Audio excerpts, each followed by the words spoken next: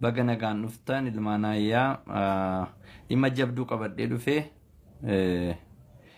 waan amma deemaa jiru tokko irratti dubbachuu fi tarii asirratti dubbannee namoota rakkoo isaanitti dhufu keessaa hambisuu dandeenya jedheeni malee yeroo baay'ee qabadhee miti haa ta'u malee iskaamii haaraa dhufeen hin nyaatamin jedhama mata dureen koo. Iskaamii haaraa dhufeen hin nyaatamin. Iskaam jechuun gowwoomsituu jechaadha. Kanaaf waan sanarraa dubbanna. Iskaamii haaraan dhufee eenyudha eessa jira maal hojjeta kan jedhu sana akkasin ilaaltanii fi sanarratti waliin dubbanna jedheeni. Erga waan sanarraa dubbadhee booda gara boodaatti namoota galchee tarii namoonni yaada isaanii akka ibsan nan godhaa. Haa ta'u malee iskaamii haaraan amma hojii jalqabee jira biyya kana keessatti namoota baay'ee saamuu fi qophaa'ee jira waan ta'eef akka irraa of eeggataniif jechuudha.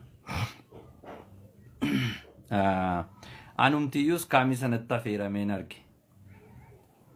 Kanaafi amalli isaanii maal fakkaata warri iskaam jedhaman kun maal hojjetu maal godhu waan jedhu yeroo baay'ee irra deddeebi'ee dubbachuu yaaleeraa meebii carraa argattaniin dhaggeeffanne ta'uu danda'a. Iskaam kan jedhu kun warra maqaa onlaayiniitiin nama nyaatanidha. Maqaa hojii onlaayiniitiin warra nama nyaatan. Kanaaf achirraa dubbachuu fi waan ta'eef of eeggannoo akka gootanii fi warri keessa jirtanis of eeggannoodhaan akka deemtan. Tokkoffaa namni karaa keessa nyaatamuu hin qabu, lammaffaa isinillee nyaatamuu hin qabdanii. Warri seentan akkamiin akkasiin protect of gootan achirraan isinii dubbadha. Tarii wanti narra dubbadhu kun har'a isinii galuu dhiisuu danda'a.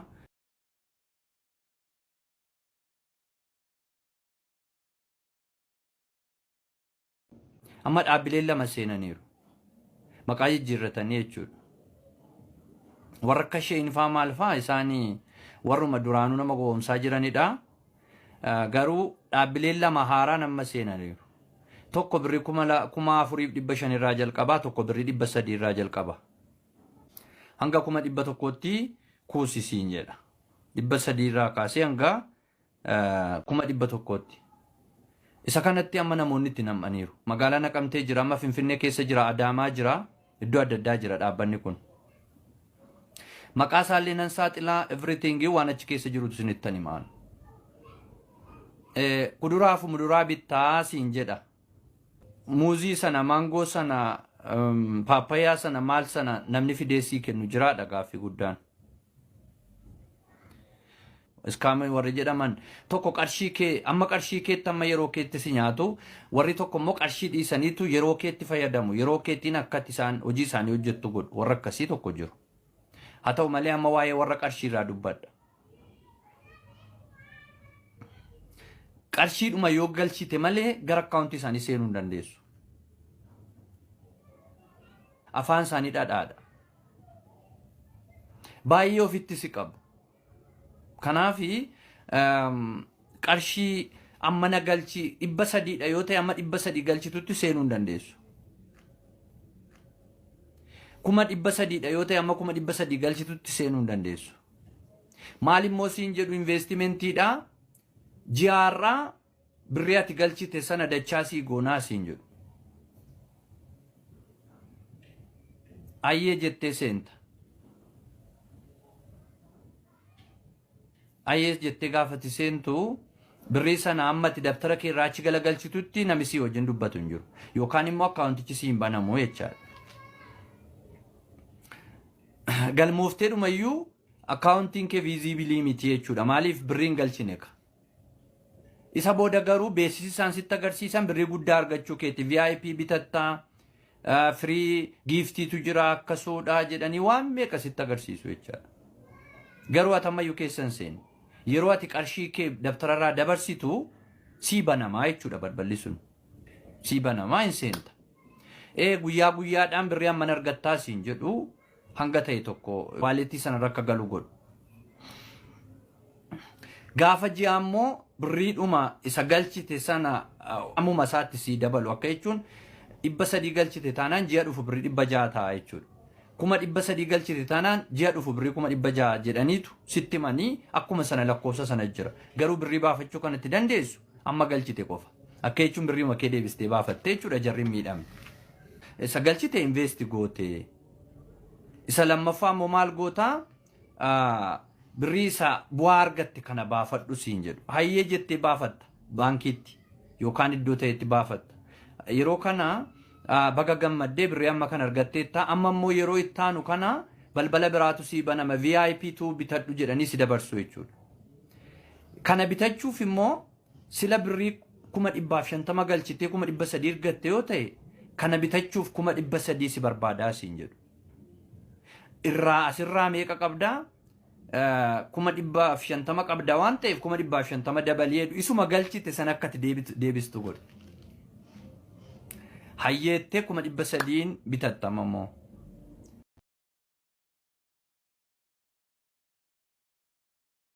Baga gammaddee birrii amma kan argatteetta amma immoo yeroo itti aanu kana balbala biraatu sii banama VIP2 bitadhu jedhanii si dabarsu jechuudha.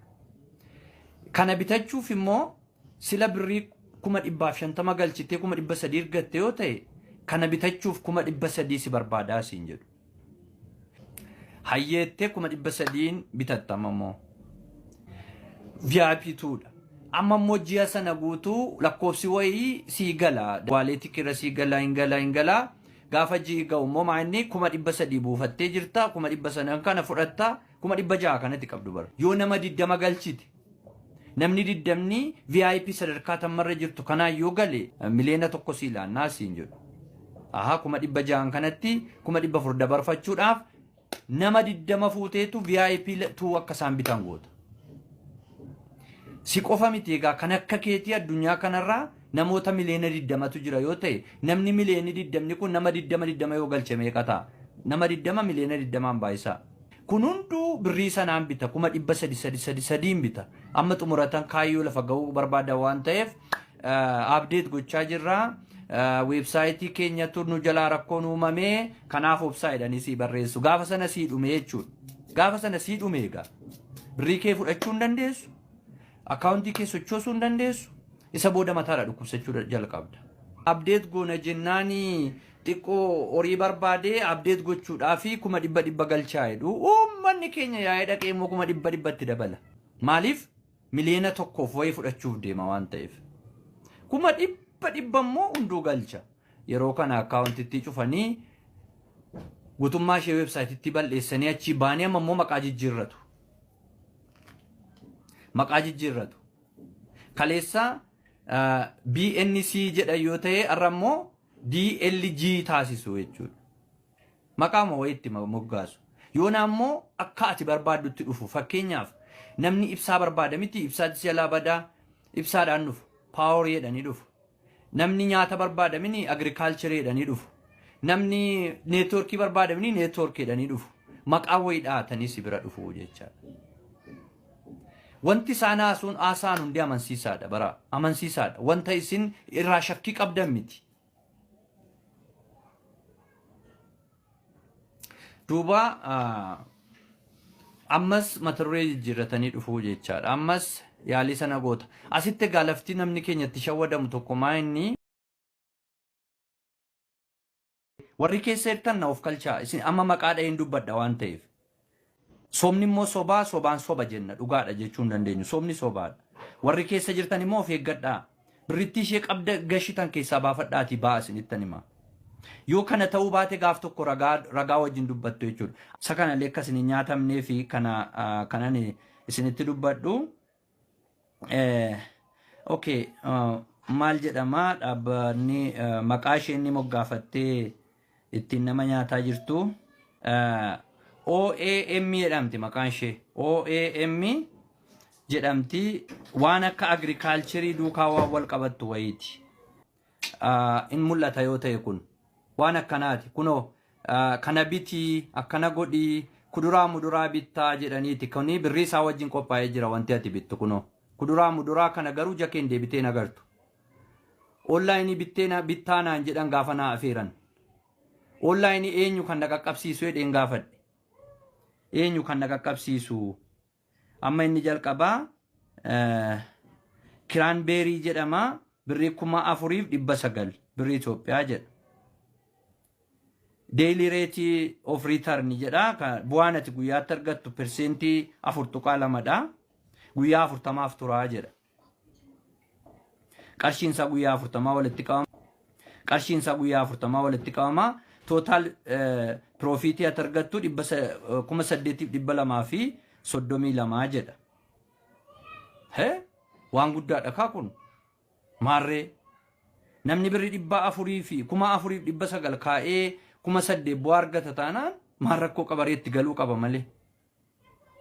Akkasumitiire. Kanaaf karaa isaan itti dhufan amma laalaa egaa. Amma kuduraa muduraa kana bittee maal gootaadhaati. Argitee asirra kan jiru suura dabar. Wanti hin jiru kana bittaa. Saawulii sana 4,900 bittaa.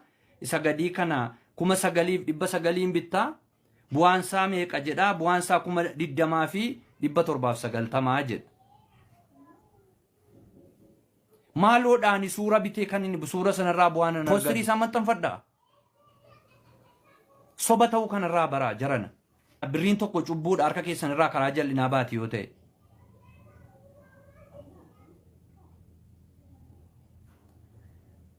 Inni tokko immoo maal jedhama ijoollee? Blueberry jedhama maqaan isaa. Birrii 1,000 bitamaa 19,900 bitamaa. Bu'aan isaa ji'a lamatti birrii 52,000. Waa ajaa'iba kaabboo. Har'uma 52,000 guyyaa ji'a lamatti argatta birrii 19,000 irraa. Sobaa jechuudha hundi isaa. Lammaffaa immoo ani maaliifan suura bita? Kan naa ergamu suura. Naa piliis warri keessa galtaniirtan obboloota keessan miidhamuurraa hambisaa. Ofii keessan illee miidhamarraa of hambisaa. Adaraa. Adaraa dhuguman isiniin jedha. Namni karaa koo maam nyaatama? Maam nyaatama namni karaa koo? Maam nyaatama? Ani suura bitee maalan godhaan jedhee mamma gaaffii ani qabu. Kuduraa muduraa bittanaan jedhanii maqaatti moggaasanii suura wayii kaasanii kana birrii ammanaan bittaa ji'attaan birrii 52,000 argatta kana 20,000 bittaa birrii 60,000 argatta yoo naan jedhan maaloodha hiikisaanaaf. Birrii 60,000 sun eessaa dhufa? Samiirraa gadi roobaa gaafatti ilaaltu. Isaan kan jechaa jiran achi iddoo wayii jirraa agirikaalchirii birrii ati nutti ergiteen isa binnee daldallaadha yaanni isaa. Kanaafi dhaabbatoota akkasiirraa of eeggadhaadha. Of eeggadhaa. Bu'aan nuyi argannu karaa jal'inaa yoo ta'e hiikan qabu. Kitaaba koo daandii milkaa'inaa irratti argitaniitu yoo ta'e waan sirrii ta'e karaa sirriin taane argatta taananatti sirrii mitii jedha. Birrii argachuun keenya sirriidha. Karaa sirriin taane arganna taanaan garuu booddee itti gaabbinaa jechuudha. Itti gaabbina. Ilaalcha keenya sana jijjiiruun baay'ee barbaachisaadha. Bubbutannee baana warri jedhan immoo jiru as keessa. Gara jalqabaa namni galee hin fayyadama jedhanii waa yaadanii bubbutannee baanaa warri jedhan jiru. Bubbutatanii ba'uu wanta jedhu sanas utoo of qusannee gaariidha. Obboleessa keenya miinee bubbutanna waan ta'eef. Sinii galee kanaafi dhaabbanni kun yookaan dhaabbanni iskaamii kun goomsituudha. Uummatarraa birrii walitti coraa jirti. Yoo baay'ate ji'a lamaaf ji'a tokkoof turuu dandeessi sana booda cufamtee baati. Atillee nyaadheeni birrii kun handeeffadha ofii koo nyaadha itteetti galuu dandeessaa. Garuu isaan tooftaa ittiin birrii sana sirkaa baasan qabu. Warri keessa seentanii jirtan nama nafeerinaa. Akkamitti ofirraa itti himna jedhee obboleessi koo tokko sila barreessee ture. Akkasin itti ofirraa ittiif ta'in isin itti hima. Tokko birrii kaffalii kan siin jedhu tokko keessa iyyuu hin galin. Birrii tokko hin kaffalin. Achumaa dhufa waan ta'eef. Birrii tokko yeroo itti kaffaltu 2 godhanii bor yoo sii kennan 100 kaffaltaa 200 godhanii sii kennu sitti fakkaata jechuudha. Sitti fakkaata. Dhugaa sitti fakkaata.